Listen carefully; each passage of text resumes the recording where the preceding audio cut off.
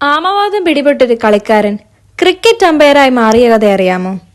ഉള്ളിൽ ഉമ്മിത്തി പോലെ എരിഞ്ഞൊരു ആഗ്രഹത്തിന്മേൽ അശനിബാധം പോലെ പതിച്ച ആമവാദം അഥവാ റുമാറ്റോയിഡ് ആർത്രൈറ്റിസിസ് എന്ന രോഗാവസ്ഥയെ തോൽപ്പിച്ചൊരാൾ സ്വപ്നം കണ്ട ഇടത്തിലേക്ക് നടന്നെത്തി.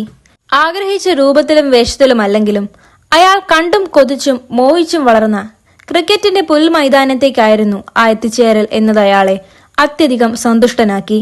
അയാൾ തിരഞ്ഞെടുത്ത തൊഴിൽ മേഖലയിൽ അയാൾ കാട്ടിയ അത്യുത്സാഹത്തെ കിറുക്കെന്നും കോമാളിത്തമെന്നും കളിയാക്കിയവർക്കറിയില്ലായിരുന്നു അദ്ദേഹം പിന്നിട്ട വഴികളിൽ അദ്ദേഹത്തിനുണ്ടായ രോഗം സമ്മാനിച്ച ന്യൂനതയാണ് ആ അംഗചലനങ്ങൾ എന്നത്.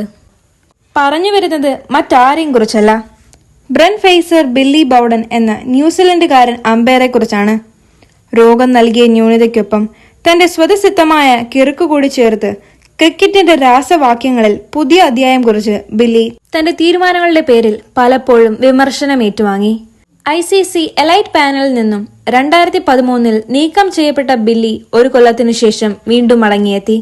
ബില്ലിയുടെ അമ്പയറിംഗിൽ ആക്ഷേപങ്ങൾ ഉണ്ടായിട്ടും ആ കരിയറിൽ അപ്പ് ആൻഡ് ഡൗണുകൾ ഉണ്ടായിട്ടും 90കളുടെ പകുതിയിൽ ആരംഭിച്ച അന്താരാഷ്ട്ര അമ്പയറിംഗ് കരിയർ 2 ദശാബ്ദകാലത്തോളം ബില്ലി രസകരമാക്കി പൂർത്തിയാക്കി.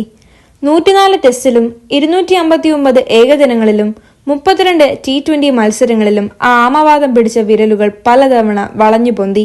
അല്പം ഭ്രാന്തെന്ന് തോന്നിച്ചെങ്കിലും അയാളുടെ ചേഷ്ടകളിൽ ആനന്ദിച്ചുല്ലസിച്ച ഒരു തലമുറയ്ക്കിപ്പോഴും അതൊക്കെ ഗൃഹാതുര നൊമ്പര ഓർമ്മകളാണ്.